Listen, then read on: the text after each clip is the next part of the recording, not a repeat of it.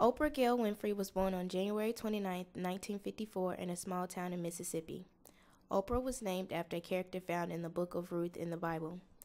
Oprah grew up in a very poor family. Her mother, Vernita Lee, was only 18 years old when she gave birth to Oprah, while Oprah's father, Vernon Winfrey, was in the Army.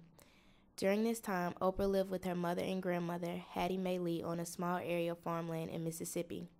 When Oprah was 4, her mother decided to go north while leaving Oprah behind with her grandmother. During this time, Oprah began to perform skits and plays at her church congregation. She became so popular that congregation members began to make requests to have her perform for ladies' teas and other church events. When Oprah was 6, she moved from her grandmother's country home to live with her mother in the crowded city of Milwaukee. She now had to share her mother's attention with her new baby sister, Patricia. Oprah's mother worked long hours from sunup to sundown, leaving Oprah feeling very neglected. A year later, Oprah's father was out of the Army and invited Oprah to live with him and his new wife, Zelma, in Nashville, Tennessee. Vernon and Zelma were delighted and grateful to have Oprah in their home, especially due to the fact that they could not have children of their own. After a year of staying with her father, Oprah was sent back to Milwaukee to stay with her mother for the summer. Oprah's mother had recently had another child, a baby boy named Jeffrey. Thus, Oprah was now staying in a crowded apartment with her mother, 2 siblings, and older cousin. At night, while her mother was at work, Oprah's older cousin was responsible for watching after Oprah and her siblings. While only 9 years old, one night, Oprah's cousin came into the room and raped her. Oprah was bribed with ice cream by her cousin as a promise to keep quiet about the rape. Over the next several years, she continued to be raped by multiple family members and family friends. Oprah's life had quickly become confusing and frightening. She lived in constant fear that she would become pregnant. She later said, "Every time I had a stomach ache, I thought I was pregnant." During the 60s, when Oprah was being sexually abused, the subject of rape was not discussed publicly. She did not confide in anyone because she didn't think she would be believed, or if she was, people would assume the abuse was somehow her fault. Oprah's young adult life was very difficult. The abuse that spanned until she was 13 years old scared her. She tried to run away after being taken advantage of sexually by her cousin, a family friend, her mother's live-in boyfriend, and once a favorite uncle. After the attack, she started to become more of a problem at home, and her mother researched sending her to an all-girls juvenile detention center. However, the home was at full capacity, so she was sent to live with her father in Nashville, Tennessee. Winfrey now admits openly that as a teenager she was very promiscuous. At age 14, she gave birth to a stillborn baby boy. While living with her father, Oprah attended Nashville East High School. She was very popular there and loved by teachers and students alike. Oprah continued to be in front of people by being involved in public speaking, speaking at her church, and speaking to other churches and various women's groups. She showed her school spirit by being a part of the public speaking club and taking drama classes. She was elected youth school president, which allowed her to go to the White House Conference of Youth. She met Richard Nixon there and other school representatives from all across the country. While in her last year of high school, she traveled to Hollywood and saw different production studios.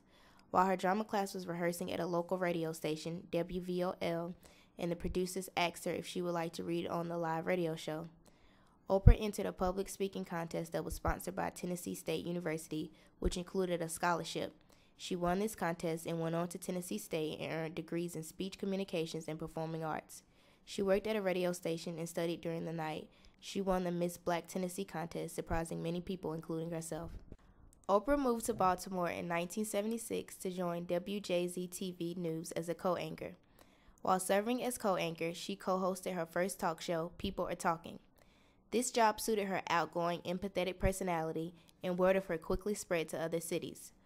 Oprah was invited to Chicago in 1984 to host a faltering half-hour morning program on WLS-TV.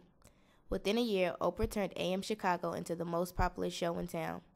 The show was expanded to an hour show in 1985, and it was renamed The Oprah Winfrey Show. A year later, The Oprah Winfrey Show was broadcasted nationally and quickly became the #1 talk show in the nation. For the next 2 years, Oprah's show received several Emmy Awards for things such as Outstanding Hosting, Outstanding Talk Service Program, and in 1988, Oprah was the youngest person to receive the honor of Broadcaster of the Year.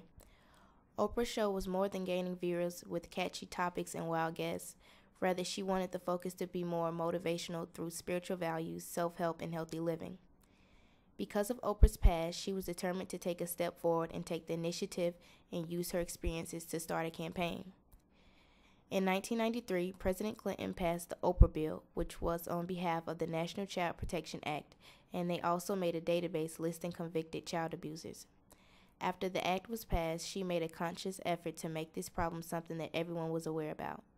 She used her show as a platform to bring awareness and help to those who have dealt with it firsthand and how to prevent it from happening in your household. I was raped at 9 and molested from the ages of 9 through 14, and because of that, I've always wanted to be able to sit down and talk to a group of child molesters and ask them why and how they do what they do, Oprah says. It's the most honest conversation I've ever had with sex offenders. Statistics show 1 out of 3 girls and 1 out of 6 boys will be sexually exploited before their 18th birthday. In Oprah's show, she tries to let parents know the warning signs. During one episode, Oprah spoke with 4 convicted sexual offenders and asked what parents should watch out for. For the last 25 years, the Oprah Show has shown America things that were not usually spoken about in public, and through this, she gave people hope and strength to step forward and break the cycle of sexual abuse with children and adults alike.